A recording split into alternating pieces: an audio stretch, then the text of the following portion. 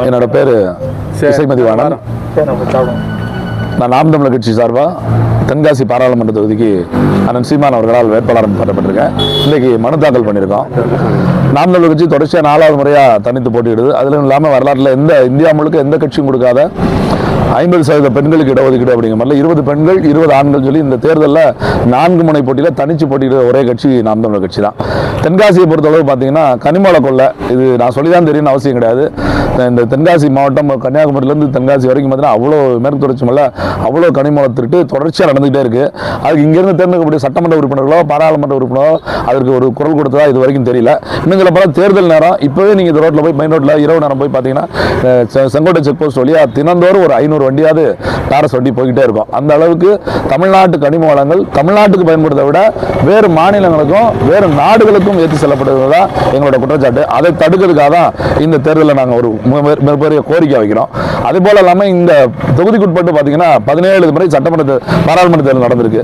17 பாராளுமன்றத்தில் கிட்டத்தட்ட இப்போ ஒரு 7-8 தேர்தலாக அவருக்கு ஏற்பட்ட கோரிக்கைகள் இன்னும் கோரிக்கையாக இருக்குது. அதை நான் வெளிப்படையாக சொல்ல வந்தால் திமுக அதிமுகவோட கோரிக்கை இன்னைக்கு எடுத்து 10 சுந்தரிக்கு இந்த வட்டம் கொடுத்தாங்கன்னா பாருங்கள், 5 தேர்தலுக்கு முன்னாடி என்ன கொடுத்தாங்களோ அதான் அப்படியே இருக்கும். செண்புகல் யானையை நாங்கள் மீட்டெடுத்துருவோம், குற்றாலத்தை சிறந்த சுற்றுலா தலமாக ஆக்கிடுவோம், புளியங்குடியில் எலுமிச்சை தொழிற்சாலையை கொண்டு வந்துடுவோம், அங்கிட்டு கிழக்க போனீங்கன்னா சங்கரங்கோயிலில் பூ தொழிற்சாலையை கொண்டு வந்துடுவோம், நெசவாளர்களுக்கு நாங்கள் வாழ்வாதாரத்தை மீட்டு கொடுக்க அந்த அரசு கூட்டுறவு நூற்பாலையை கொண்டு வந்துடுவோம், இந்த பகுதியில் படிக்கிறவங்களுக்கு அரசு கல்லூரி கொண்டு வருவோம், தென்காசி மாவட்டம் மாறினாலும் இங்கே தலைமை மருத்துவமனை இருக்க மாதிரி மருத்துவ கல்லூரி கொண்டு வருவோம், அங்கிட்டு ராஜபாளையம் போயிட்டுனா சாலை நடைமுறை அங்கே வேலை வாய்ப்பை பற்றி பேசுவாங்க. இன்னும் சொல்ல போனால் கடைசி தொகுதியாக இருக்கக்கூடிய சிறுவலூத்தில் எடுத்துட்டா அங்கே நெசவாளருக்கு காமராஜர் காலத்தில் கட்டப்பட்ட அந்த நூற்பாலையை திறப்போம், அழகர் அணை திட்டத்தை கொண்டு வந்துடுவோம், தேனி வருஷநாட்டு மலைப்பாதையை திறந்துடும். இப்படி ஒரு தொகுதிக்கு 2-3 கோரிக்கை கிட்டத்தட்ட 5-6 தேர்தலில் சொல்லிக்கிட்டே இருக்கிறாங்க.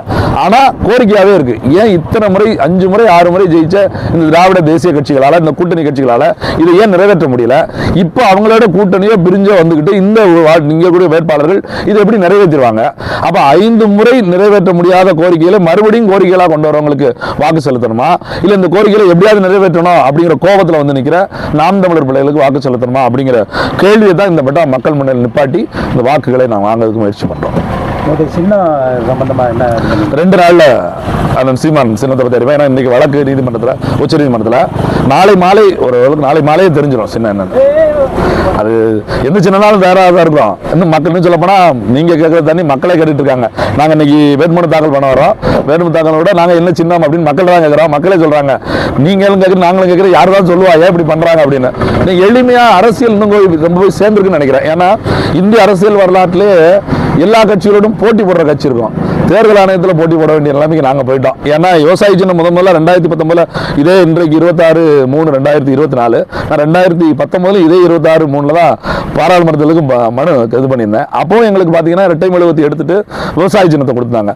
அப்போ நாங்கள் வாக்கு செலுத்தும் போது பெட்டியில் தான் போய் பார்க்குறோம். எங்கள் சின்னம் இந்த ஒரு அசல் பிரதியை ஜெராக்ஸ் ரொம்ப எடுத்துட்டோம்னா 10 ஜெராக்ஸ் எப்படி சேரும் அந்த மாதிரி நலிவடைஞ்சு கிடந்துச்சு விவசாயி. அப்புறம் கேட்டோம், ஒன்றும் பண்ண முடியாது. இப்போ 21 தேர்தலில் இடைத்தேர்தலாம் சொல்லும் போது கொஞ்சம் ஒரு திக்கா கொடுத்தாங்க. அப்போ தேர்தல் ஆணையத்தோட தொடர்ச்சியாக நாங்கள் மோதிக்கிட்டே இருக்கோம். எங்கள் சின்னத்தை வைக்கிறது தேர்தல் ஆணையத்துக்கு என்ன குழப்படின்னு தெரியல. இப்போ சின்னத்தை பிடுங்குற அளவுக்கு இதில் என்னன்னு பார்த்தீங்கன்னா இந்த தேர்தலில் நாம் தமிழர் கட்சி கண்டிப்பாக அங்கீகாரம் பெறக்கூடிய சூழல் பெறுது. இந்த நேரத்தில் அந்த விவசாய சின்னங்கிறது நாம் தமிழர் கட்சியோட கொள்கைகளுக்கும் கோட்பாடுகளுக்கும் இன்னும் சொல்ல போனால் எப்படி தேசிய கட்சிகளுக்கும் மாநில கட்சிகளுக்கும் ஒரு உதயசூரியன், ஒரு ரெட்டலை, ஒரு தாமரை, ஒரு கை போல எவ்வளவு ஆப்டாக போய் உட்காந்துருக்கோம். மக்கள்கிட்ட 50 ஆண்டு காலம் மலைச்சு நிற்குது. விவசாயிங்கிறது ஒரு 7-8 வருஷத்தில் மக்கள்கிட்ட கொண்டு போய் சேர்த்துட்டோம். அப்போ வாக்கு சதவீதம் எங்களோட வாக்கு சதவீதம் உயர்ந்துடக்கூடாதுங்கிற நோக்கத்தில் தான் ஆரிய திராவிட கட்சியோட கூட்டு சதியில தான் தேர்தல் ஆணையம் எங்கள் சின்னத்தை பறிச்சிருக்கு. ஆனால் மக்கள் அதுக்கு பதிலடி கொடுப்பாங்கன்னு நம்புறேன். அந்த தேர்தலில் பிரச்சார பயணத்தை சின்னம் 2 நாள் அதுபோல எங்கள் அண்ணன் சீமான் அவர்கள் இங்கே தான் முதல் பரப்புரையாகவே கன்னியாகுமரி தொடங்கி 2ஆம் நாள் எனக்கு பேச இருக்கிறாங்க. அதனால எனக்கு தெரிஞ்சு 2 நாள் தொடங்கிடும். மற்றபடி ஒன்றும் இல்லை. இப்போ அனுமதிக்கு தான் காத்திருக்கோம். புது சின்னம் வந்துச்சுன்னா மக்கள்கிட்ட எப்படி அதை கொண்டு போகிறதுக்கு சொல்ல வந்த யுக்தியில் சீமான் சின்னம் என்னன்னு கேட்டாங்க இல்லையா, அதுலேயே முடிஞ்சு வச்சு. எனக்கு தெரிஞ்சு ஒரு வேளை புதிய சின்னம் வந்த உடனே எங்களுக்கு மக்கள் போன் போட்டு சொல்லிடுவாங்கன்னு நினைக்கிறேன். என்ன மக்கள் சின்னம் வந்துருச்சு பாருங்க உங்களுக்கு அப்படின்னு சொல்லி கேட்கக்கூடிய காலம் வரும்னு நம்புறேன். சின்னம் இல்லாத வேட்புமனு தாக்கல் செஞ்சது உங்களுக்கு திருப்தி இருக்கா? இல்லை சின்னமெல்லாம் வேட்புமனு தாக்கல் பண்ணக்கூடாதுன்னு ஒரு முறை கிடையாது. அதனால ஒன்றும் அதை பற்றி யோசிக்க வேண்டியதில்லை. இது ஒரு நமக்கு மனசுக்கு வருத்தம் இருந்தாலும் கூட இன்னைக்கு வேட்புமனு தாக்கல்ல தான் இந்த வருத்தம் அப்படின்னு கிடையாது. சின்னம் பறி போச்சுங்கிற கவலை எங்களுக்கு இருக்குதான் செய்யுது. இருந்தாலும் கூட நடப்பு அரசியலை மக்கள் கவனிச்சுட்டு இருக்காங்க நம்புதான். இது வரைக்கும் அரசியல்வாதிகள் மக்களுக்காக போராடி பார்த்துருக்கோம். ஒரு அரசியல்வாதி மக்களுக்காக போராடக்கூடிய அரசியல் இயக்கத்திற்கு ஒரு பழிவாங்கும் சூழல் வருகிற போது அதுக்கு மக்கள் எப்படி சாதகமாக நிற்பாங்க அப்படிங்கிற சூழலை இந்த தேர்தலில் மக்கள் ஏற்படுத்துவாங்க நம்பிக்கையில் தான் சின்னம் கிடைக்கல, இன்னும் சின்னம் வருது அப்படிங்கிற அந்த நம்பிக்கையோடு தான் இந்த தேர்தல் வேட்புமனு தாக்கல் பண்ணிட்டு வந்தாங்க. காளியம்மா அவர்கள் உங்களுடைய 1 மணி நேரத்தில் உங்கள் சின்னத்தை மக்கள் மத்தியில் கொண்டு போய் சேர்த்துருவோம்னு சொன்னாங்க. அது எப்படி நீங்கள் சாத்தியப்படுத்துறதுக்கு தயாராக இருக்கீங்களா? இல்லை 1 மணி நேரம் அப்படிங்கிறது ஒரு சொல்லுக்காக சொன்னது. அதெல்லாம் ஒரு 5 நிமிஷம் போதும். ஏன்னா இன்றைக்கு இருக்க சூழல் என்னடா அதை விட குறைச்சி சொல்கிறேன் அப்படின்னு உங்களுக்கு தோணும். என்ன காரணம் அப்படின்னு பார்த்தா எங்ககிட்ட நாம் தமிழர் கட்சிட்டு இருக்க தகவல் தொழில்நுட்ப பாசறை மாதிரி ஒரு வேலை செய்யக்கூடிய கடுமையாக சரியாக மக்கள்கிட்ட போய் முறையாக உழைக்கக்கூடிய, இன்னும் சொல்லப்போனால் கூலிக்கு அதாவது சம்பளத்துக்கு வேலை செய்யக்கூடிய சம்பளம் வாங்காமல் வேலை செய்கிற ஒரு பாசறை வந்து எங்கேயுமே எந்த கட்சியிலும் கிடையாது. எல்லா இடத்துலையும் சம்பளத்தை வேலை செய்கிறாங்க. எங்கள் பிள்ளைங்க எல்லாம் உணர்வுக்காகவும் அந்த கொள்கைக்காகவும் வேலை செய்கிறாங்க. அதை தாண்டி இந்த சின்னம் பறிக்கப்பட்ட இந்த சூழல் வந்து பொதுமக்கள்கிட்ட ரொம்ப வெகுவா போய் சேர்ந்துருச்சு நம்புறேன். ஏன்னா இப்போ வேட்பாளராக அறிவிக்கப்பட்டு 10 நாள்ல இருந்து இந்த வேட்புமனு தாக்கல் வரைக்குமே எனக்கு பொதுமக்கள் இருந்த வந்த அழைப்பு என்னன்னா, இந்த மாதிரி வாக்குத்தளத்தை தயாரா இருக்கும், உங்களுக்கு எந்த சின்னம் வந்திருக்கியா?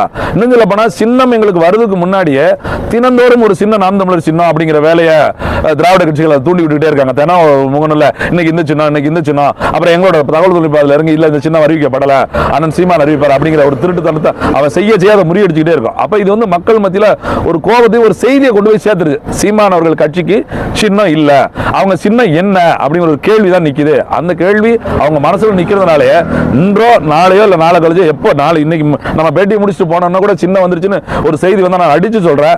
2 நாள் தமிழ்நாடு முழுக்க இந்தியா முழுக்க எங்க செய்தி தான் செய்தி. அது திருப்பி எல்லா தொலைக்காட்சியும் காட்டி தான் ஆகணும். அப்படி காட்டினாதான் மக்கள் தொலைக்காட்சியை நம்புவாங்க. அந்த அளவுக்கு தான் இருக்குது. அதனால 5 நிமிடம் போதுன்னு நம்புறேன் நான். அண்ணன் சீமான் அறிவிச்ச 40 வேட்பாளர்கள்ல சீசா மதிவாணனை மட்டும் என்னையே புகழ் மதிவாணன் அப்படின்னு இளையதரத்துல ஒரு பரப்புரை இருக்கு. இதை நீங்க எப்படி உள்வாங்கிக்கிறீங்க? அப்படி இல்ல, எல்லாருக்கும் ஒரு தகுதி இருக்குது, ஒரு வேட்பாளருக்கும் ஒரு சிறப்பு இருக்குது. ஏன்னா அண்ணன் சீமான் அவர்கள் தேர்ந்தெடுத்த 40 என்னையே புகழ் சீசா மதிவாணன் பரப்பப்படுது. அல்ல அதான் சொல்ல வரேன். இது உங்களுக்கு ஒரு விளம்பரமா எடுத்துக்கிறீங்களா? அதாவது என்னன்னா, என்னையே பரிசோதனை நடந்த 4 பேர்ல நானும் ஒரு ஆளு. அந்த 4 பேர்ல 3 பேர் வேட்பாளர் நிக்கல. சிக்கல் அவ்வளவுதான். நான் ஒரு ஆள் நிக்கிறதுனால மத்த 39 வேட்பாளருக்கு என்னையே வழக்கிடாதான பல வழக்குகள் இருக்குது. காவல் நிலையம் போயிருக்காங்க, வழக்கு எடுத்திருக்காங்க. இப்ப சமீபத்தில் இது நடந்ததுனால இன்னும் மக்களுக்கு ஊடகமா போய் சேர்ந்ததுனால இப்ப எங்க பகுதியிலே நாங்க பாத்தீங்கன்னா நாங்க சாராய கடை அடைச்சதுக்கும் இந்த கனிமூல திருட்டுக்கும் எதிராகவும் மலைகள் உடைப்புக்கு எதிராகவும் நாங்க போராடுகிற போது இவங்க காசு வாங்கிடுறாங்க. இவங்க காசு வாங்கிடணும் குற்றச்சாட்டு இருந்தது. இவங்ககிட்ட அது இருக்குது, இது இருக்குது, வீடு இருக்குது, சொத்து இருக்குது, அது இருக்குன்னு சொல்றாங்களே. இந்த என்ஐஏ ரைடு தான் வந்து அதை வந்து பொய்ன்னு சொல்லிட்டு காட்டி போயிருச்சு.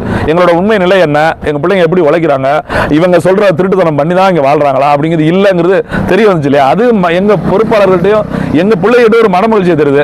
அப்ப அவங்க சொல்லும் போது என்ஐஏ அப்படின்னு அண்ணனே கூட உங்களுக்கு மேட்டை சொல்லும் போது என்ஐஏ மாதிரி எத்தனை ஏ வந்தாலும் அது ஏன் சொல்றாங்கன்னா, அது எங்களோட வீரியம் எப்படி இருக்குது, எங்களோட உண்மைத்தன்மை எப்படி இருக்குன்னு அந்த என்ஐஏவோட ஒரு சோதனை வெளிப்படுத்திருச்சு இல்லையா? அதனால அதை சுட்டி காட்டுறாங்க. வேற ஒன்று நாம் தமிழர் கட்சி பாராளுமன்ற வேட்பாளர் தென்காசி வாழ் மக்களுக்கு நீங்க என்ன சொல்ல விரும்புறீங்க? பகுதியில் வாழக்கூடிய வாக்கு செலுத்தக்கூடிய மக்கள் 17 பாராளுமன்ற தேர்தல் இது வரைக்கும் வாக்கு செலுத்திருக்காங்க. 17 பாராளுமன்ற தேர்தலுக்கு வாக்கு செலுத்திய பிறகும் கூட எங்களுக்கு இது வேணும், இல்லை இந்த கோரிக்கையை எழுதுனா மக்கள் செவி சாய்ப்பாங்க, அப்போ இந்த கோரிக்கைகள்லாம் இன்னும் மக்கள் மனதில் இருக்கு அப்படிங்கிற அளவுக்கு நிலைமை தான் இருக்கு. அதாவது கோரிக்கைகளை கொடுக்கிற இடத்துல மக்கள் இருக்கிறாங்க. கோரிக்கையில வாங்கக்கூடிய இடத்துல இருந்து திராவிட தேசிய கட்சிகள் இன்றைக்கு வரைக்கும் மனுக்களை வாங்குறாங்களோ ஒரு தரம் கோரிக்கையில் நிறைவேற்றல. அப்படி நிறைவேற்றி இருந்தா தீர்க்கப்படாத கோரிக்கைகள்னு ஒரு சில இங்க இருக்க வேண்டிய அவசியமே இல்லை. அப்ப நாங்க என்ன சொல்றோம்னா, கோரிக்கையில கொடுத்துக்கிட்டு இருந்த மக்கள் கூட்டத்துல இருந்து ஒரு ஆள் நாம் தமிழர் மூலமா கோரிக்கையில வாங்குற இடத்துக்கு வரோம். அப்ப கோரிக்கை அதாவது வலி உணர்ந்தவன் அந்த வலிக்கான நிவாரணத்தை தேடுவா இல்லையா? அது மாதிரி கோரிக்கை கொடுக்குற இடத்துல நிக்கணுமா மக்கள் போடுற மக்கள், இல்ல உங்ககிட்ட இருந்து ஒரு புள்ள கோரிக்கை வாங்க வந்து எடுத்துருக்கான் அவன்கிட்ட கொடுத்தா அந்த தீர்வு கிடைக்குமா அப்படிங்கிறது உணர்ந்து வாக்கு செலுத்தன்னு நான் நினைக்கிறேன். திமுகவும் அதிமுகவும் கூட்டு சேர்ந்து கொண்டு தென்காசி மாவட்டத்தில் சுற்றுச்சூழல் இருக்கக்கூடிய அத்தனை மலைகளை உடைத்து கேரளாவுக்கு அனுப்புறதாக செய்தி இருக்கு. அதை தொடர்ச்சியாக அனுப்பிக்கிட்டு இருக்காங்க. இதை நாம் தமிழர் கட்சியிலிருந்து போட்டியிடுற நீங்க இந்த கனிம வள திருட்டுக்கு எதிர்த்து நீங்க எந்த மாதிரியான ஒரு தீர்மானங்களை நிறைவேற்றிருக்கு இருக்கீங்க? இல்லை அதான் சொல்கிறேன். இது நீங்கள் சொன்ன மாதிரி 2 கட்சியும் பாகுபாடெல்லாம் கிடையாது. அது எந்த கட்சி ஆட்சிக்கு வந்தாலும் சதவீத கணப்படிவுலாம் போய்கிட்டு இருக்காங்க. இன்னும் சொல்லப்போனால் அதிமுக எங்கள் அண்ணன் சட்டமன்ற உறுப்பினராக கூடிய கடையில் சட்டமன்ற குட்டிப்பாவுக்கு வந்து சட்டசபையில் ஒத்துருக்காரு. போது இப்போ தேவைப்பட்ட நேரம் மட்டும் தான் போய்கிட்டு இருக்கு அப்படிங்கிற மாதிரி வண்டி போகலை, கரிமூலம் திருட்டு ஆகலை அப்படின்லாம் சொல்லலை. அந்த அளவுக்கு ஒரு சட்டமன்ற உறுப்பினர் ஒத்துக்கொள்கிற அளவுக்கு தான் இங்கே நிலைமை இருக்குது. பாராளுமன்ற உறுப்பினர் அதுதான் சொல்கிறாங்க. இருந்தாலும் அரசு முறைப்படி போய்கிட்டு இருக்கு. அனுமதியோட போது அரசாங்கமே கல்குவாரிகளுக்கு அனுமதி கொடுத்துருக்குது அப்படிங்கிறத இங்கே இருக்கக்கூடிய மிகப்பெரிய ஆபத்து. இங்க இருக்க சட்டமன்ற உறுப்பினர், பாராளுமன்ற உறுப்பினர் அப்படிங்கெல்லாம் தாண்டி இங்க இருக்கக்கூடிய ஆட்சி இந்த கல்லை குவாரியா கொடுத்து அதை உடைச்சு எடுத்துட்டு போலாங்கிறான். இப்ப நாங்க என்ன சொல்றோம்னா, இங்க இருக்கக்கூடிய மக்களுக்கு பயன்படுத்துற இந்த மலையை உடைக்கல எங்களுக்கு சிக்கல்ல, இந்த மலையில இருந்து கல் எடுக்கல சிக்கல்ல, மண் அழுது சிக்கல்ல, இந்த மண்ணுக்கு போக வெளிமாநிலம் வெளிநாடுகள் வரைக்கும் போறதா இங்க சிக்கலா இருக்கு. ஏன்னா ஒரு மலை உடைச்சு முழுசா உடைச்சு இந்த மண்ணுக்கு மட்டும் தேவை உடைச்சாலே பல 30-40 ஆண்டுகள் ஆகும். ஆனா இங்க வந்து 5 ஆண்டுகள்ல ஒரு மலையை மொத்தமா காலி பண்ணி எடுத்துட்டு போய்கிட்டு இருக்காங்க. அப்ப இதை தடுக்கணும்னா நம்ம வெறுமனே குரல் கொடுத்து ரோட்ல இருந்து குரல் கொடுத்து, இப்ப என் மேலே பாத்தீங்கன்னா நான் என்னோட அப்படியே வீட்டுல பொறுக்க 7 வழக்கு இருக்கு. அந்த வழக்குலயே அவன் என்ன சொல்றான், கனிமூலை ஏத்திடுச்சுன்னா 2 லாரியை நான் தடுத்து நிப்பாட்டுறேன், தடுத்து நிப்பாட்டி காவல்துறை வர சொல்லி அவங்க கிட்ட வழக்கு வாங்கின காவல்துறை அவங்ககிட்ட 48,000 அபராதம் வாங்கியிருக்கு. ஆனா என் பேர்லயும் எங்களோட தொகுதி சீனிவாசன் பேர்லயும் அதுவே கனிமூலத்தை ஓட்டி சென்ற வண்டியை நிப்பாட்டி டிரைவரை மிரட்டணும், அவரை நாங்க திட்டணும், கெட்ட வார்த்தை போட்டு திட்டணும், அவருக்கு செல்போனை போடுன்னு சொல்லி எங்க மேல ஒரு வழக்கு பதிவாயிருக்கு. அப்ப நீங்க யோசிச்சு பாரு, அப்ப தனி ஒரு நபராகவோ ஒரு அமைப்பாவோ இருந்தா இந்த மாற்றத்தை கொண்டு வர முடியாது, தடுக்க முடியாது.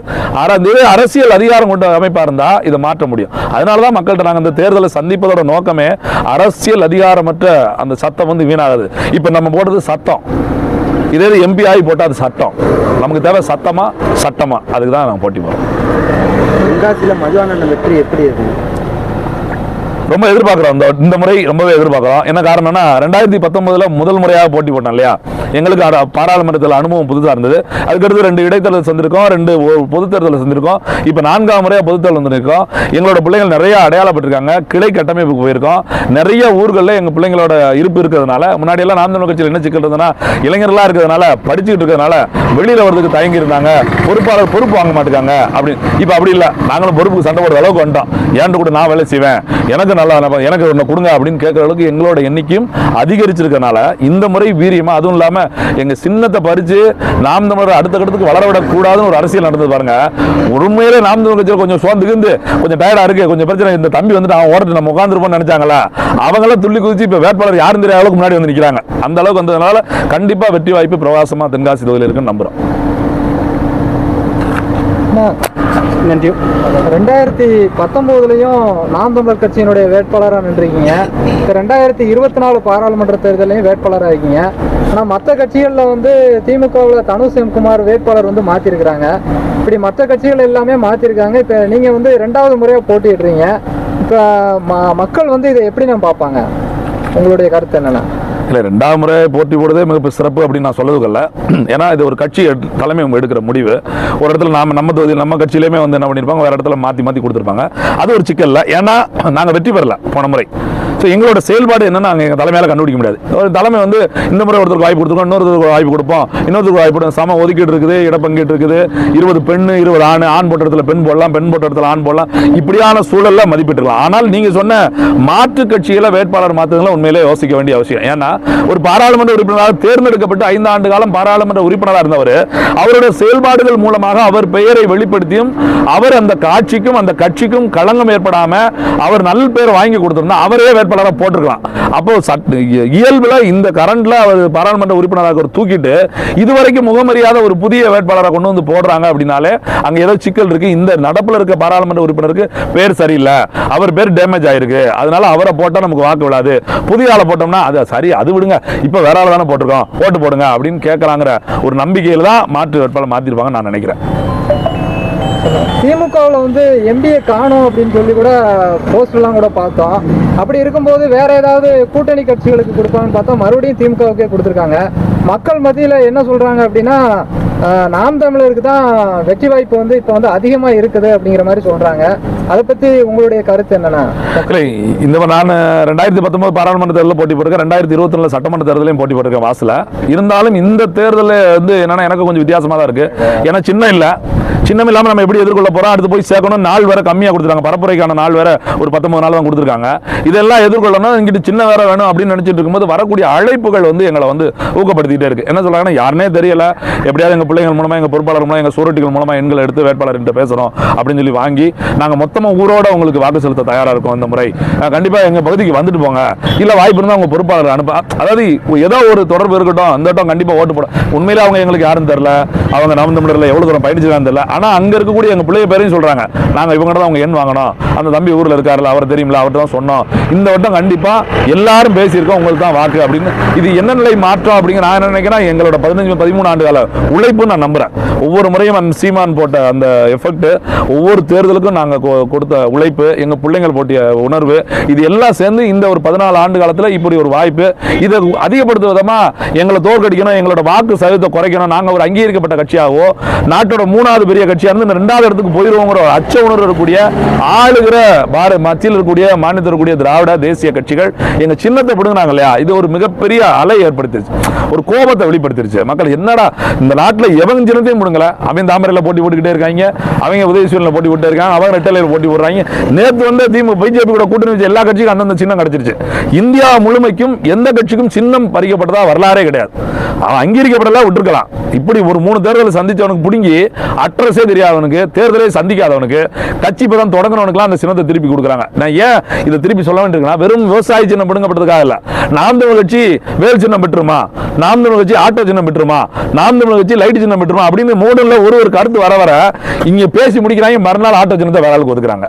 இன்னைக்கு பேசி முடிக்கிறாங்க, மறுநாள் அந்த சின்னத்தை வேற ஆளுக்கு ஒதுக்குறாங்க. அப்போ தேர்தல் ஆணையம் எங்களை வாட்ச் பண்ணுதா, இங்க இருக்கிற திருட்டு திராவிட கட்சியிலும் ஆரிய கட்சியும் வாட்ச் பண்ணி அங்க சொல்றாங்களா அப்படின்னா, இந்த செய்தி மக்கள்கிட்ட போது எங்ககிட்ட கேட்டாங்க, என்னங்க தினம் ஒரு சின்ன உங்களுக்கு சொல்றாங்க, ஏன் இப்படி எல்லாம் பண்றாங்க, இது போட்டி போட்டு மக்கள் பாத்துக்கிற வேண்டியதானே, மக்கள் ஓட்டு போட ஜெயிக்க போறாங்க அப்படிங்கிற இந்த ஒரு பேச்சுல இது மிகப்பெரிய கோபத்தை இன்னைக்கு போட்டி போடக்கூடிய இந்த தேசிய திராவிட கட்சிகளுக்கு எதிராக திருப்பி எந்த இடத்துல ஒரு கட்சியா நம்பகத்தன்மையோட இருக்கக்கூடிய நாம் தமிழர் கட்சிக்கு தான் இந்த வாக்கு வரும்னு நம்புறோம். அதனாலதான் இந்த முறை ரொம்ப மகிழ்ச்சியோட இந்த தேர்தலை எதிர்கொள்றோம்.